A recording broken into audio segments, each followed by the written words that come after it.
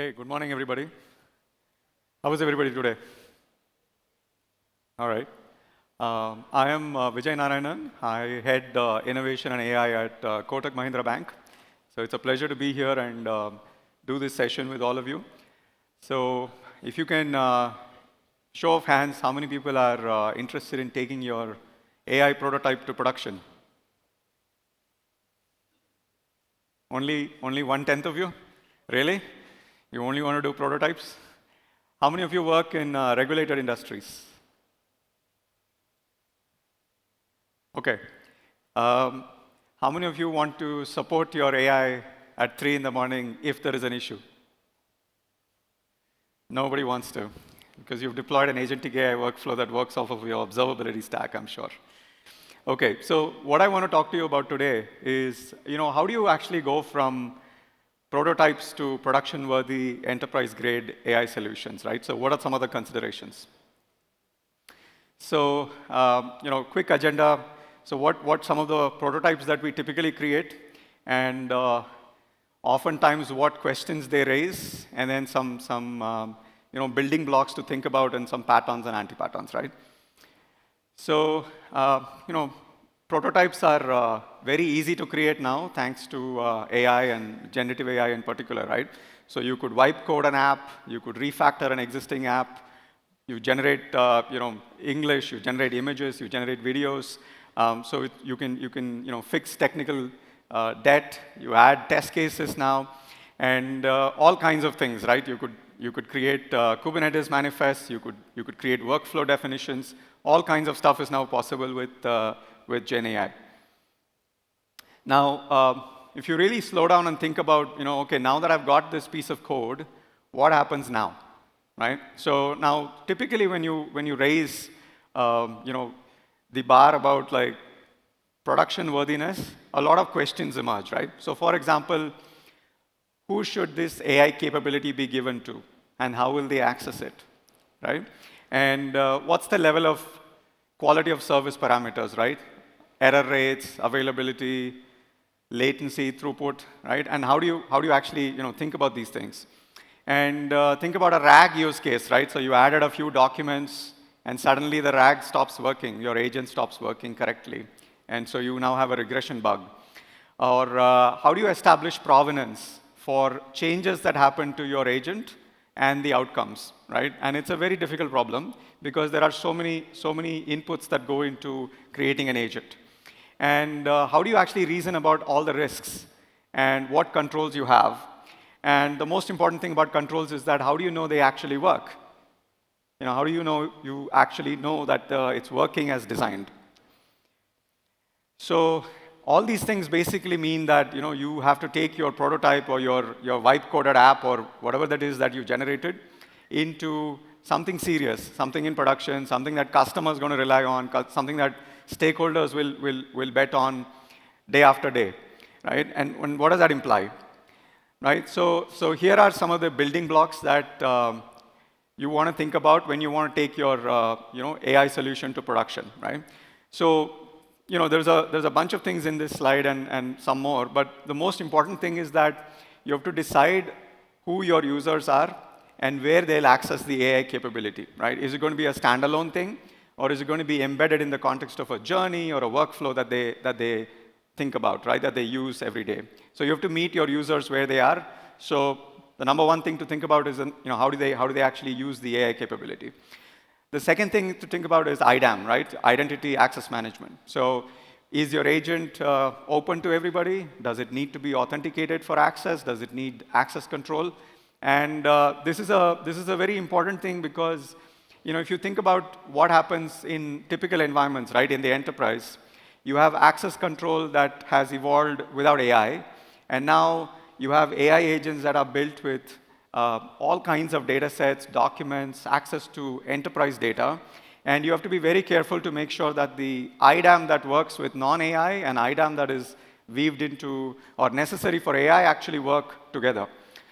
And a classic example of this is that let's say you have an AI agent that works on a very sensitive piece of information, right? Like let's say compensation. And if the document that is part of that AI agent's training or the document that is part of the AI agent's response is not something that is available to everybody, typically, right? Because that document standalone is not open for everybody, then the agent also has to honor that same thing. And for that, you have to make sure that the person who's calling or the client who's calling that AI agent actually understands the identity, understands the access control mechanism, and understands the user restrictions, right? And RAG, when you think about RAG is completely useless without automated tests, right? Now here, obviously because the outputs are probabilistic, the probabilistic outputs mean that you need to think about, LLM as judge patterns. You need to think about invariance.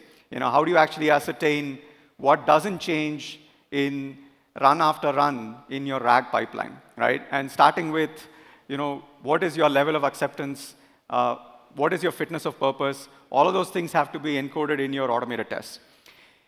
Now, all of your AI agents have context, right? They have context, they have metadata about the user, about where they're accessing an AI capability, how they actually execute. All of this information needs to be captured in a consistent way.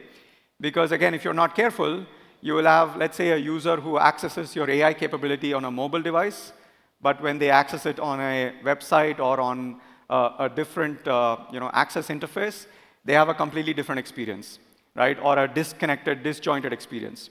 Now, if you are into omni-channel experiences, your AI agents also have to have the omni-channel awareness. We're not done because there are more, right? So just because English is the new programming language doesn't mean that you shouldn't treat English as code, right? This is really important because you have endless debates about whether prompt is code or data. But at least I come from the school that prompt is code, whether it is English or whether it is any other language, right? And because prompt is code, you have to treat it like code, as in you have to version control it. You need to have audit trail. You need to have Git blame. You need to have all of the other building blocks that are necessary to treat it like code. And you have agent access surface areas, right? So you need to know, like, okay, how do we expose this agent, or how does the agent actually get accessed? And accessing an agent means you need APIs, right? And the API needs to be specified, right? So you need to use some open standard like OpenAPI. I'm a fan of OpenAPI 3.0, but you need to think about like SLA characteristics, right? So how do you actually describe to your client how to think about latency, throughput, availability, right? So now, again, I'm a fan of SLA for OpenAPI spec because it's machine readable. You can check it into version control. You can auto-generate observability artifacts out of that, right? So if you want to generate, if you use, for example, PagerDuty or any other alerting mechanism, you auto-generate all of those thresholds right off of SLA for OpenAPI spec, right?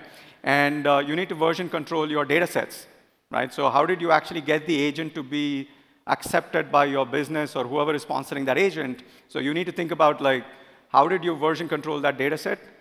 And again, that opens more can of worms because you need to make sure that it doesn't have real customer data. You need to anonymize it. You need to ensure that all the privacy guardrails are in place. And so that's a deep rabbit hole, but at least you need to version control data sets. And now, any API or any agent that is exposed through API brings in lots of operational risks, right? So all these APIs are just like any other APIs, right? So you could get denial of service attacks. You could get broken object authorization risks because it didn't have the right access control. You could have